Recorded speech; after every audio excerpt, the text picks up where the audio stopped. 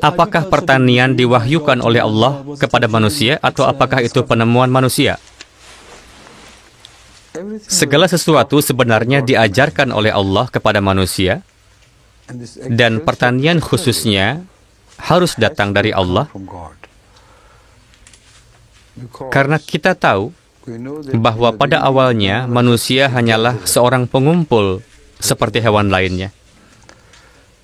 Dia mengumpulkan hal-hal yang berguna baginya untuk dimakan dan hal-hal lainnya. Tetapi dia masih seorang pengumpul. Pertanian lahir dengan apa yang mereka sebut peradaban.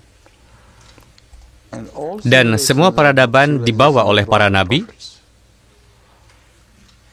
Tidak ada peradaban yang tidak berasal dari para nabi. Hadrat Masih Maud alaihi salam telah menguraikan subjek ini secara rinci dan memberitahu kita bahwa setiap kali seorang nabi lahir, sebuah peradaban baru lahir karena apa yang dia terima dari Allah. Dia adalah orang yang paling canggih di zamannya, dan dia diberitahu oleh Allah untuk melakukan ini dan melakukan itu, dan fase baru dalam peradaban muncul. Jadi, menurut fakta-fakta ini, apapun yang dipelajari manusia, dia belajar dari Allah dan tidak belajar dengan sendirinya. Bahkan bagaimana mengubur orang mati Anda adalah sebuah seni yang diberitahukan oleh Allah kepada anak Adam yang jahat. Dia hampir meninggalkan mayat saudaranya telanjang ketika dia mengamati seekor burung gagak menggali sesuatu dan menguburnya.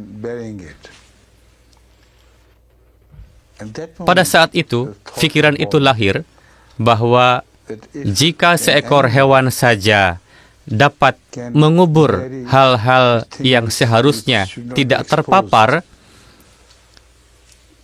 lantas sebagai manusia, mengapa saya tidak melakukannya? Dan itu adalah penyebutan pertama tentang manusia yang telah mati dan dikubur.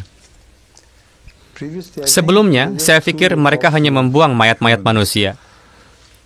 Jadi, tradisi mengubur manusia ketika mereka mati adalah sejauh itu jauhnya dari waktu kita seperti anak Adam itu yang mengubur saudaranya setelah melihat seekor gagak telah mengubur sesuatu.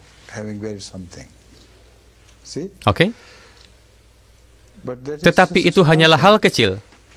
Semua kebiasaan yang Anda sebut kebiasaan beradab diberikan kepada Anda melalui para nabi atau melalui agama Anda.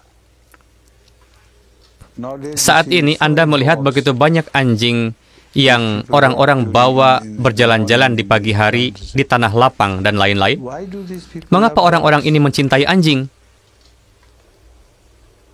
Peristiwa itu sangat jauh ketika semuanya dimulai. Menurut Al-Quran, orang-orang gua harus memiliki seekor anjing untuk mengawasi di mulut gua sebelum ada seseorang yang datang lebih dekat. Dan anjing itu terus duduk di sana seperti yang selalu dilakukan anjing-anjing terlatih. Dan setiap kali mereka melihat kedatangan seseorang, mereka menggonggong dan juga pasti berlari ke dalam gua. Dan mereka selalu siap untuk kunjungan musuh, dan mereka selalu mengejutkannya dan menghilang tanpa pernah ditemukan.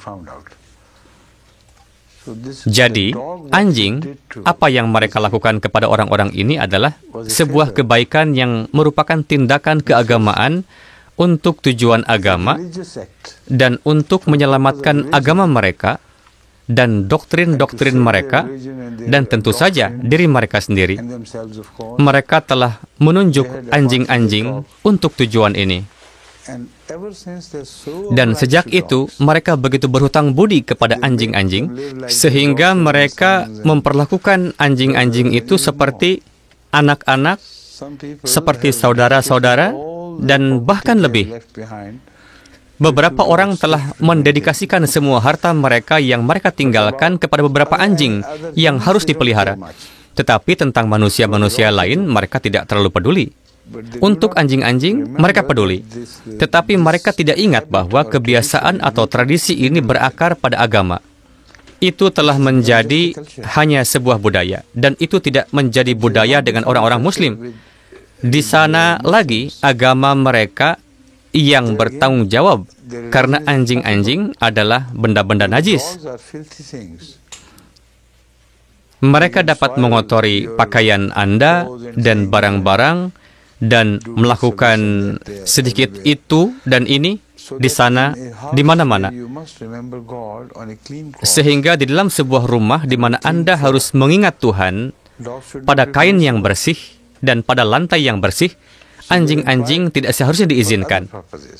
Jadi mereka dipekerjakan untuk tujuan-tujuan lain, bukan untuk tujuan mereka menjadi akrab dengan para pemilik, para tuan, dan sebagainya, seolah-olah mereka adalah salah satu dari mereka. Seolah-olah mereka adalah beberapa dari mereka, bukan salah satu dari mereka. Oke? Jadi, jika Anda menelusuri kembali kebiasaan budaya orang-orang, Anda akan kagum melihat bagaimana Anda akhirnya berakhir pada beberapa tradisi atau adat keagamaan yang berakar dalam, di belakang, dalam masa lalu kita. Anda paham? Dan orang-orang tidak menyadarinya. Semua peradaban dilahirkan dari agama, dan beberapa contoh telah saya berikan, dan saya pikir pada saat Anda menyelesaikan waktunya akan habis.